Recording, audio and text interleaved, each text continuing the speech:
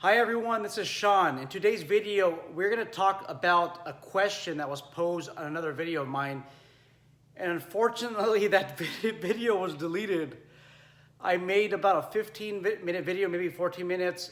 It was last week, and I deleted it on accident. So I'm starting all over again from scratch. Hopefully I'll hit the nail on the head. The question revolved around, Sean, I worked at some type of marijuana dispensary. I think it was a marijuana dispensary. And every time I go to a different shift, or every time I arrive at a different day of the work, I have a new supervisor. And that new supervisor has different rules and regulations and changes around policy. I go to another supervisor, and then that person changes around the rules and regulations. I also had a problem with my paycheck. They were just giving me a paycheck that just had the total amount that they owe. I did not know how many hours I worked. I don't know what the cost basis was for my paycheck. What are some things that I can do? And this person was terminated.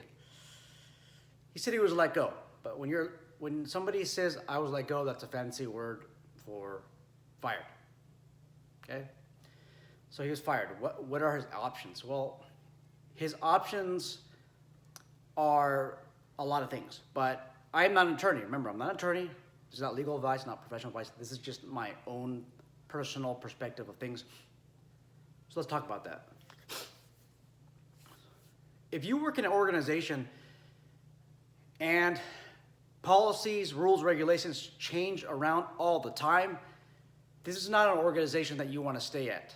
You gotta go, because when something goes south, and let me know your stories. If something goes south, they're gonna be doing this. No. He said, she said, and at the end, it's gonna be your mistake. Now, I am a proponent for owning up to your own mistakes, but there's a monkey wrench that's thrown into this mix when you're given a certain order, you follow that order, and then a new person shows up, and then you're not following orders, therefore you are insubordinate. No, that's not too cool. This person also mentioned that when he started bringing up some issues like the paycheck, he didn't know what the cost basis was. Employer became a little bit upset, and he believes that this may have led to his termination. He's had no progressive discipline, no write-ups, nothing, just asking too many questions. If you're an employer and you're listening to this, make sure that if you terminate somebody or you let them go, you have a rational basis for doing so, and that you use the progressive discipline ladder. Unless there's no work, unless there's a contract that was expired or expiring, that's a different story. But try to use progressive discipline. That involves first talking with the employee, making sure that this person is properly trained. If not, it's not a bad idea to just train them again. Give them a 10-minute training session so that they can correct that issue. If that issue persists, how about a verbal counseling session? Hey, look, you can't keep doing this. If you keep doing this, then this might happen. Written reprimand. You can go up the ladder again. Written reprimand is usually a little bit more than verbal reprimand. It's something in writing. It's going to stay in your file however long you want of your employer. Keep it for a year, 6 months, 3 months, or until the employee changes the behavior. But have some set standard. I prefer, especially security, I prefer 6 months. You let it go. Then you can go up suspension. Now, when you start talking about suspension in the private security sector, suspension is like a termination. Private security officers usually don't get paid a lot of money. They are barely making a livable wage, maybe less than that. You suspend them, you're pretty much terminating them. So you terminate them, or you just reduce their hours. It's going to pinch pretty hard on their pocketbooks. If you work in one of these organizations, or you're a leader of an organization where your policy is interpreted different ways, every single different shift, there's a breakdown in leadership. And if you happen to be the end result of this breakdown in leadership, so you're You're the boot on the ground. You're the foot soldier. You're the guy that makes it happen. You're the hard worker. Try to bring it up with somebody that's higher ranked than the person that's supervising you, that's bringing up these issues. Now, if there's issues with, doesn't matter the level of supervision or who's personally supervising you. If there's like 5 different supervisors that way off, and these include managers, senior managers, you have to go to the guy all the way on top or the woman all the way on top and talk to them directly. Explain to them how a breakdown in leadership, breakdown in communication, how it results in bad work performance. And in the end, substandard work performance. And in the end, the one who's infected is you, the employee, number one, because it's frustrating following 5 or 6 different orders from different people that change every week. But the client, okay, the vendor, or not the vendor, the client is the one who we're disrupting. When orders are not balanced, when there's a breakdown of leadership, the client is the one that suffers a lot. And when you have different rules and regulations every single day that keep changing around, you actually might have changing of the terms and conditions of the original contract, which can make the original contract void. Okay? Guys, if you're in a leadership position, try to be as persistent as possible, consistent as possible when you're given these directives. Don't start changing them around. And I do know that there's 5 different supervisors. There's 5 different ways of handling situations, but all 5 of you need to go inside of an office and talk to the top leader of the organization, have a sit down and explain why there's a breakdown in communication. You also need to explain what is expected from the highest level up here. What is expected?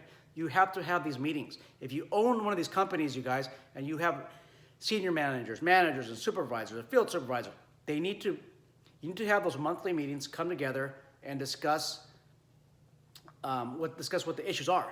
And if you are in supervision, if you're in management, before you go to those meetings, have a sit down with your troops, with your men and women, and say, look, this week I'm having a meeting. Is there anything that you want me to discuss? A lot of people that I've worked with in law enforcement, they actually have asked me that. They have asked their troops that. They do a good job. Now, there's some that are lacking, but there's some that are lacking in every organizations. But in security, that's usually not done because these extra meetings involve overtime. But it is worth it if you own one of these security companies. You need to pay your troops this overtime. Now, you can also do like a FaceTime. Have a round table. Okay, these people can do it from home, you guys, but you have to pay them. Okay, if they're gonna take time out of their precious day to attend your meeting, pay them. Give them a minimum amount of time, absent an MOU, memorandum of understanding or labor agreement. Tell them, hey, on this date, we're gonna have a meeting. I'm gonna pay you 2 hours, minimum. If the meeting takes 2 hours and 10 minutes, I will pay you 2 hours and 10 minutes. If it takes 5 minutes, I'll pay you the 2 hours. That's how to be fair. Doesn't matter what state you're in. Well, actually, some states will require you to provide more hours than that. I think in California, if you are called to work, and then you're canceled, you're entitled to half of the shift pay. So if you work an 8-hour day, they cancel you, then I think you're entitled to 4 hours. But I think a meeting would be different. I'm not too sure that there's mandatory time, but you got the standard out there is about 2 to 4 hours of pay, even if you only need them for 5 minutes. That time is going to be worth it. It's going to be worth it. Now, what can our subscriber do? I believe in just moving on. Don't ever return to this organization. Recommend that nobody else go to this organization. If you can, I mean, me personally, I would go to Indeed.com, Yelp, or whatever it is. Now, I would first resolve the issue with the owner of the company or the top management. I would try to resolve it. If there's an unresolved issue, I would see them in person, talk to them over phone, try to resolve the issue. That issue cannot be resolved, then hey, I'm going to go to Indeed.com and put a negative review on this company. Guys, I encourage you not to work for this organization. That's something you can consider, but that's the last resort, you guys. I don't believe in none of this, excuse my language, this chicken shit stuff where you're just texting somebody something and you're scared to see them face to face. I want to see you face to face. If you fired me, I want a face to face meeting. I want to sit down in the chair right next to you, man and man, and we're gonna have a conversation on what transpired, what happened. And we're gonna have a man-to-man conversation or woman-to-man conversation on how we're gonna resolve this issue. That's how I like to resolve issues. I don't like this texting crap here, back and forth. Tell me why. Now for me, if I'm gonna terminate an employee, unless this is something where it's like workplace violence or something like that related, or this person's a threat to everybody else, then yeah, I'll send them a text, say you're fired. Or a phone call, but I'm talking about this is an incident where there's not violence. There wasn't violence involved, and I feel safe with the employee. I'm going to have a one-on-one conversation. If I can't resolve the issue, guys, if I am an employee, an ex-employee, depending on your state, I can go to the Labor Commission and tell them that they're not providing payroll documents. So this person is entitled to a payroll document. He's entitled to a cost breakdown, deduction breakdown. How was his paycheck? How was it created? Using what method, what formula, how many hours did he work? This employee is entitled to this information. If they can't provide the information and they want to be assholes about the situation, I could do the same thing. I'm gonna go to Labor Commission office and file a complaint. You guys, those complaints, they hurt bad. They hurt bad. Let me know what you guys' thoughts are on this. What would you do in this circumstance? Do you have any tips, suggestions for our subscriber? Take care.